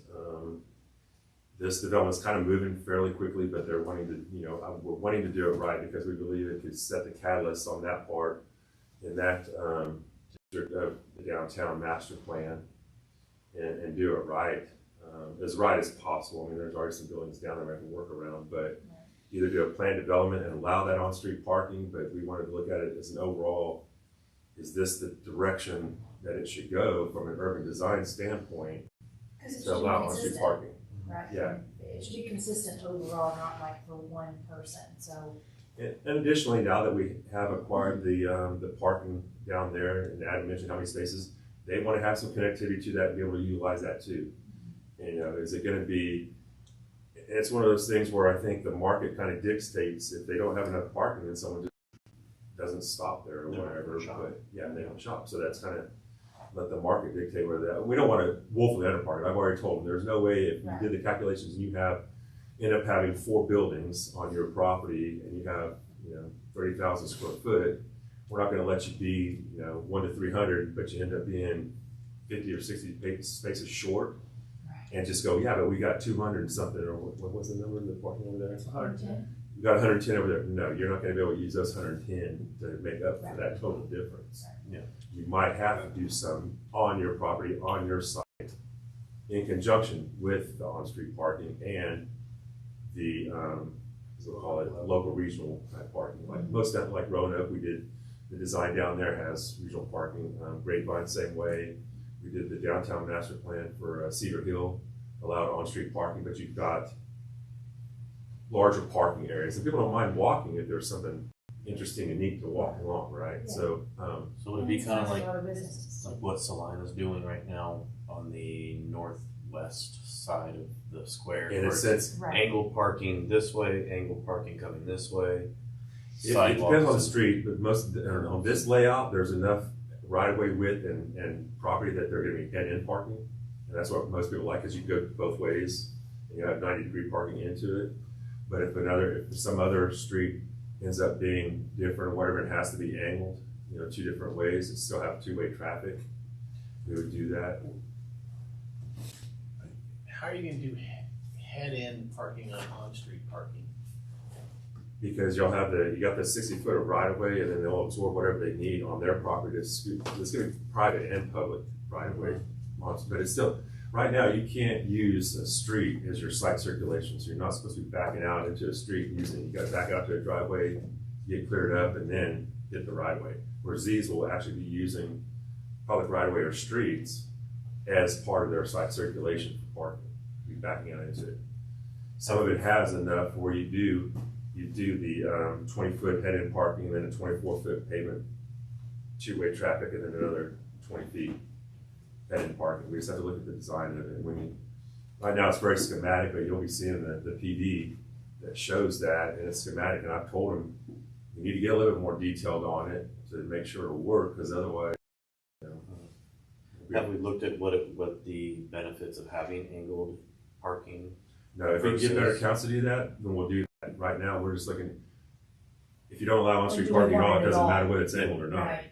Okay. So I just need So that's another conversation. We just need to see if we want to do it. And it would be on a case-by-case basis based on the site development of that corridor, of that block. Because we're talking about in this area, the downtown. The one right now we're talking about is right behind where you're seeing the old house that's been remodeled, and then what we call Wilderness Road. Yeah. Walnut will go towards the elementary school and towards the parking lot. Okay. And then he owns all that, and we're doing some site planning through all of it. If we grow like what Salina did, they have their parking, but then when they grow, now you're seeing what they're doing by that white church north of the downtown area. They're angling it in to where whatever we do over there, it'd be nice to have it, if we eventually grow that much, to have the downtown to where people aren't losing a lot of their front yards for straight in parking. So I mean, but whether it's best to be angled, because you don't get it's not as efficient. If it's angled, obviously you're losing spaces. But it's a lot easier to back out into traffic. Into the traffic that's coming at you. Yeah. But that's something that we would be discussing. But that's more of a site planning. I'm struggling with why we want to do it at all. Is there just not enough parking? Because you can't get something for nothing. We're gonna have to sacrifice right away if we let on-street parking. It'd be right away of the downtown. Well, I mean, the post office backs off into right of way right now. Yeah. Right. It is a lack of space. But it is somewhat of lack of space. You want a little, because unless you wanted to abandon right of way and then shift everything over and move things, and there's 15-foot alleys that are dedicated in there that I'm looking into whether that's actually dedicated right of way, or if they're utilize it because they want to. The way the site plan's kind of working out now, they're going to utilize it for like a through corridor for pedestrian traffic, but also for like trash service and stuff to have it all in the back off the street. I don't recall that master plan having much detail in it. It was more of a marketing effort than an architectural effort. It has street sections and pavement typologies and what you want the streetscape in every category to look like. Does this comply with that? It is best as we can. So far, I've made them do it that way. I made them pull that section because, as you'll recall, there's there's 5 different character zones that kind of talk about land uses, but every one of them talks about what you want the streetscape in relation to the private property and the buildings and structures to look like and function like. And all of it has on-street parking. It was a community-wide effort. I don't know how many people, but it was a community. It has enough design criteria into it that it suggests one of your objectives is to do a complete rezoning change to create a downtown corridor district, which would include parking and everything else. So, but and Captain Kramer weighed in on this as well. I don't know if Chief Logan did or not, as far as fire and safety and all those, well, we'd still have we'd still require the same fire hydrant spacing. We require the streets right now can be used as fire lane as long as you have a 150-foot hose lane at the furthest point of the structure.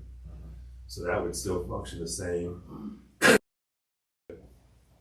mean, you've seen, and hopefully once we do the drainage study, there's not so much of a drainage problem down there, but we've got other developments in what's known as the downtown area too that have lost developable space because they have to do on-site detention and some goofy little swell on the front landscape buffer, which our ordinance technically doesn't allow you to have your stormwater detention in the front yard, but there's no other way to do it, right. And they have to do it.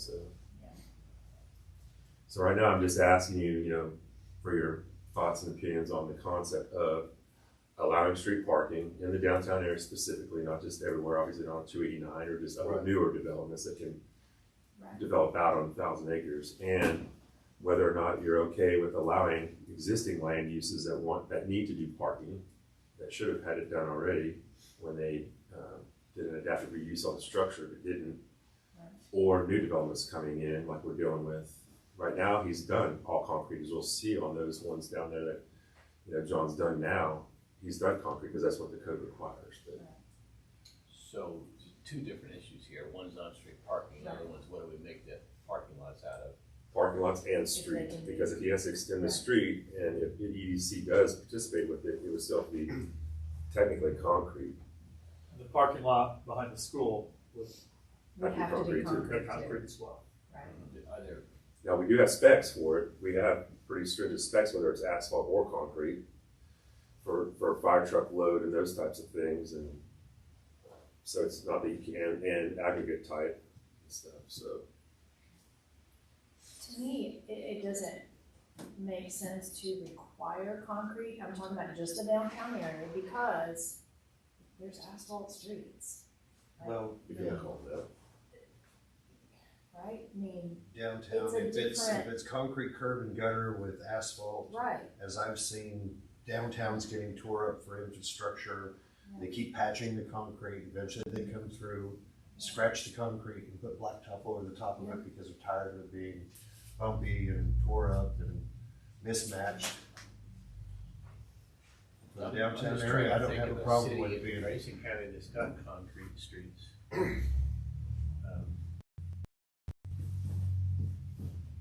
I know Sherman doesn't. Denison doesn't. Mansfield has concrete streets? No. I think Mansfield's Tarrant County, isn't it? Yeah, but it's asphalt. Talking Oh, you're talking about here in Grayson County?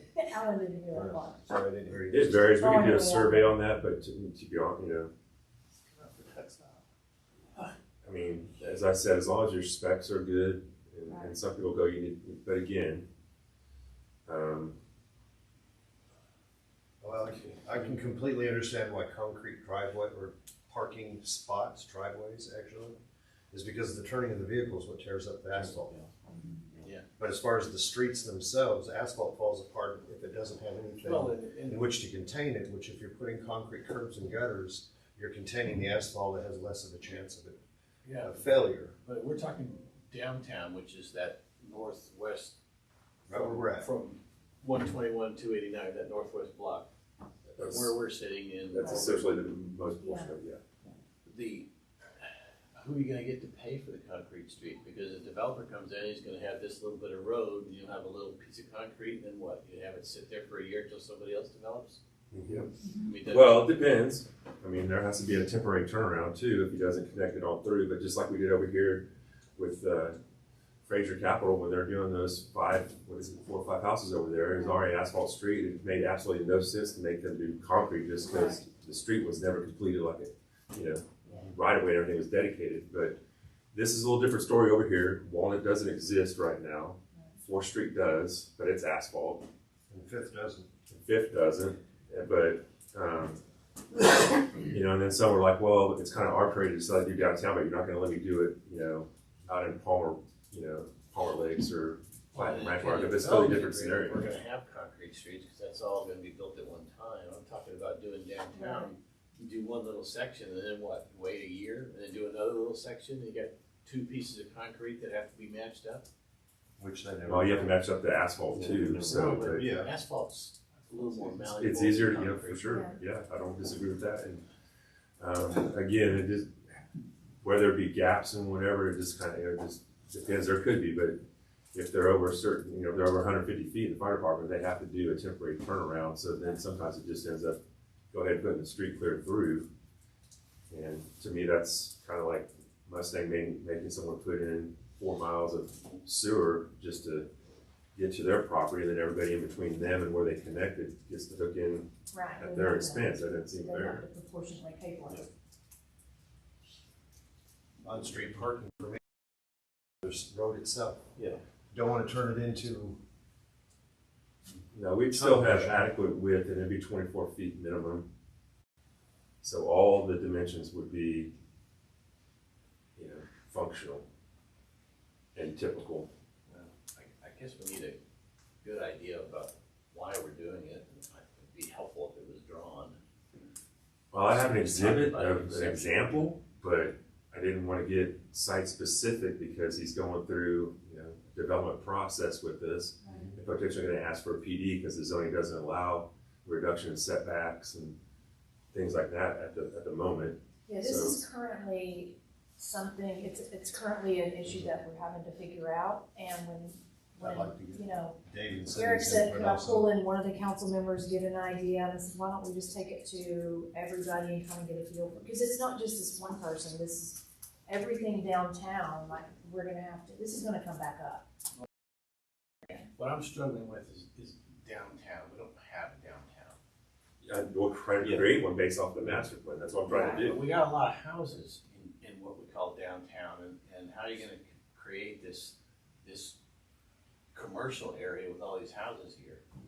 Well, they're in different sections. Itself, though. Well, it's already creating itself. It does create itself, but we also follow the character zones and the criteria of those each zones that looked at the land uses, the potential land uses, in there. So it's creating itself with the ordinances the way we have them now. We don't have an ordinance that'll create it. Everything's gonna be PD up in Wazoo at this point. Well, I thought we had an ordinance that said they had to be concrete Well, parking lots. yes, right now, any new pavement, concrete parking or streets or driveways, even single-family residential driveways, is supposed to be concrete. Okay. And right now it's developing, and whatever is happening with those ordinances in place. Well, that ordinance was 2022. Yeah, 2022. It was 2022, right before I came in, early 2023. It was right in that window. So. But the only thing that's happened since then is O'Reilly and Well, Forney. Right, and nothing was happening at the time. Right. But now it's becoming a problem that I guess we. It's a situation that we need to deal Right. with and just have an answer. If you don't, Yeah. if it stays concrete, then I tell them it stays concrete. And I'm more concerned with the on-street parking, honestly, because it just helps the character, it helps the developability and create the urban design that you need. There's just discussion around this. There's no act, it's just if I can get it. I'd like to see Dave's city's input on this also. Yeah, I wanted It's a all great of subject. you to be able to give Eric some, because I can't come to you outside of a meeting. I don't know what you're gonna want, and I was like, I'm not comfortable pushing in one direction, or to allow you to take a developer down that direction, and then we come in here and we find out, no, we wanna do that. Right now, the on-street So let's parking, just I take can it move to forward with it, because we can deal with the fact of whether or Right. not it becomes asphalt or concrete Right. as we get the development proposal in front of you. Yeah. we can decide that then. I just can't keep on moving forward with the layout that they're proposing.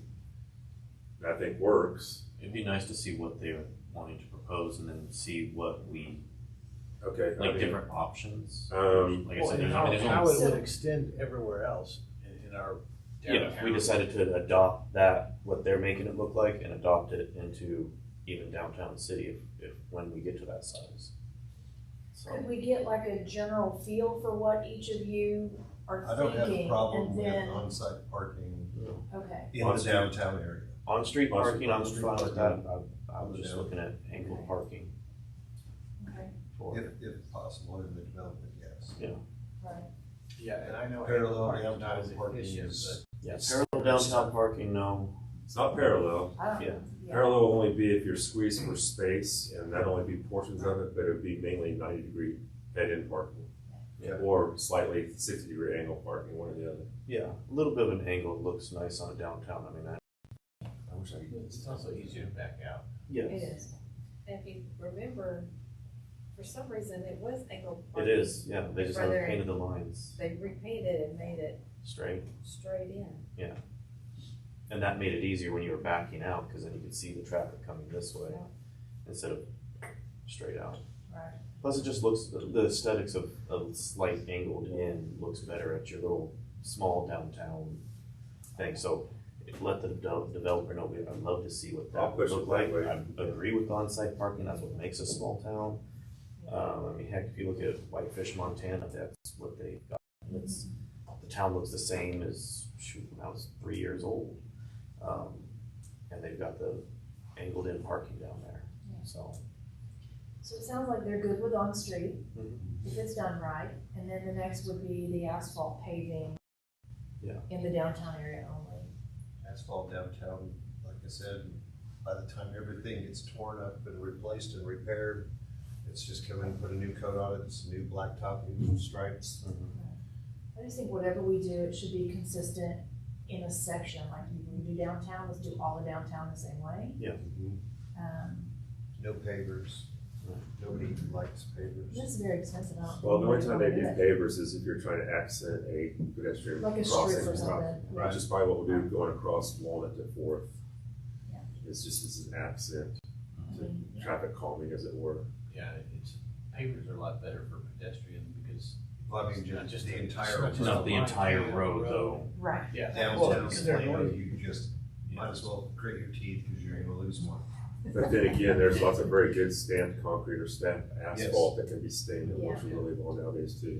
Yeah, the finishing of it. Yeah, But especially if we're on-street. talking about a lot of stuff downtown, eventually, you're gonna have pedestrian traffic and you want something that's visibly different, just. Right.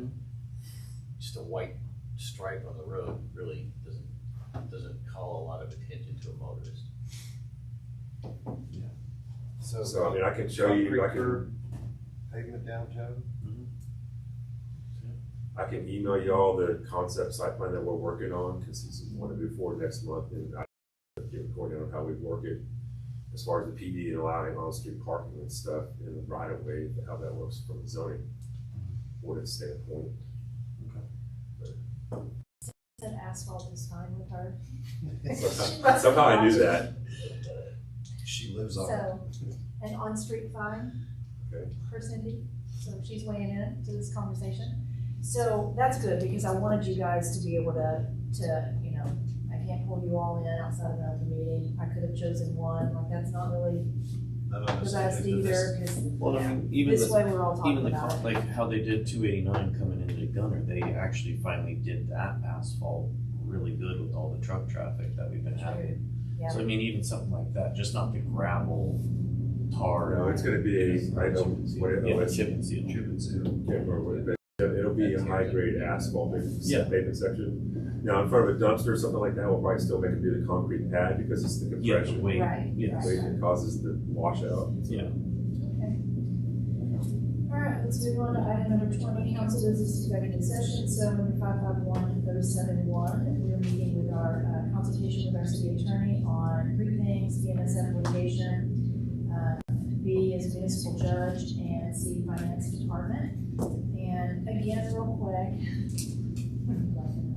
so I don't even know that we have anything on BNSF, but I do want to make something really clear is that we have published the news release that explains that we have an agreement and itemized a lot of things that we negotiated within that agreement. I've had a lot of questions too, and then people ask me, why aren't we talking more about this, about it, this, about it? We're still in litigation, so until all the provisions of that agreement have been met, we can't say any more than we gave you when we posted that notice. So we will move to executive session at 7:50.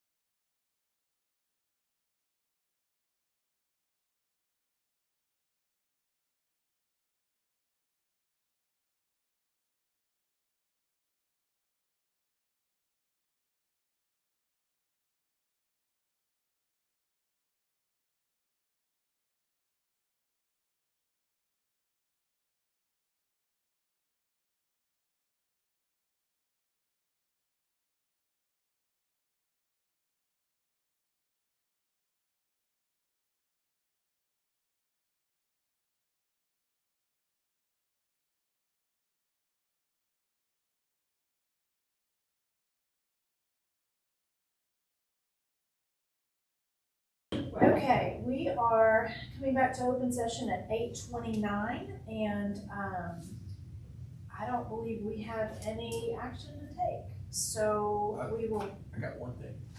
Oh, I actually do too. We're So gonna put those things on the agenda for next week, or next meeting for the Eric's minor plat authority. oh, okay. Yeah. Okay, will you make a note of that because I left my pen in there. So to add that to So the not agenda. from the result of No, executive not from the session. result. Yeah. Result of the executive session, but No, we got nothing from executive session. no, we're good there. And then I'd like to throw on there, I know we took away citizen comments, but I think we should add that in every so often, so we can at least hear from citizens if there's a problem. Instead of getting emails, have them come here and talk to us Why? about stuff. Even though they have the opinion book that they can sign and it says Right. what they're writing on, what they're gonna talk about. Kind of. I mean, I do kind of miss the fact that people would show up and. Alan And and I just get- sat you're through saying that to get you up now and just and watched talk about all the anything reasons the why way it you used don't to do be. that. Yeah, Okay. just how it used to be, not No, over everything, but just a little bit. there is some really good reasons not to. No, I know. There's one in Plano and there's one in Austin. What So if, this is to put on your agenda to This is to put discuss. on our To agenda. discuss, yeah. Well, we okay, can discuss so it, we're and then gonna you and I can talk discuss about it in the parking lot. citizen Yeah. comments, Okay. and we're gonna discuss minor plats. Okay.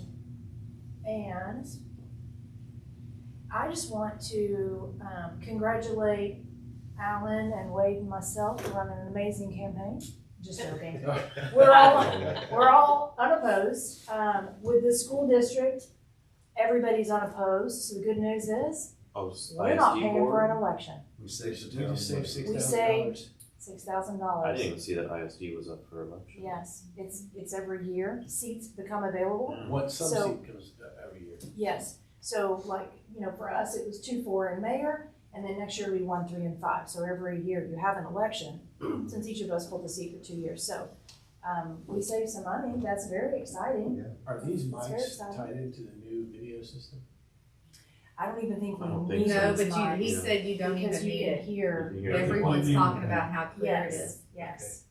Yeah. Except for Jeannie Anderson, she sent me a text message. Where's No, the I third know. camera? One So right there, 1, right there. 2.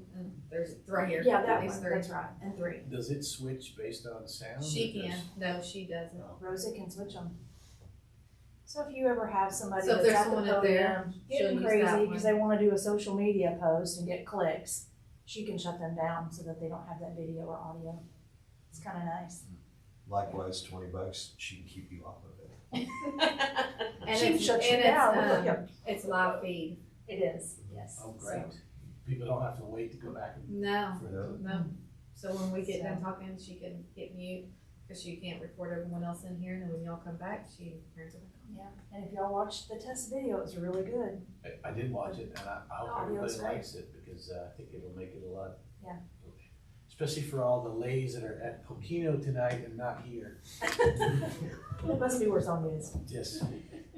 Okay, so any other agenda items that you want me to put on for next meeting? Got the 2. Not that I can think of at the moment.